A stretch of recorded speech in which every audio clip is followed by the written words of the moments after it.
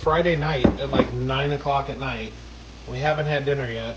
So, Beto has decided to find some frozen shrimp in the freezer. She got some garlic. Get some of that garlic. And then she found a shallot and a lemon and some egg noodles. What are those called? Pepperdell? Mm-hmm. And now you're... And the zucchini. And Don't worry, that's coming too. Oh, boy. I'm not done with What? Did you model this after me? That's cool. Make me hold you all the time. Are you supervising? You're supervising everything? Okay. All right. Let's get back to supervising. Oh, wow.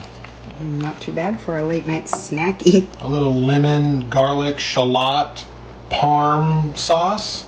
You know what I need on it? What? Chives. Oh, hello. Come on. Come on on, out. work with me. There we go.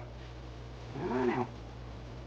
And so these are egg wash, panko breaded zucchinis, little fresh parm, shrimpies, pepperdell noodles, chives.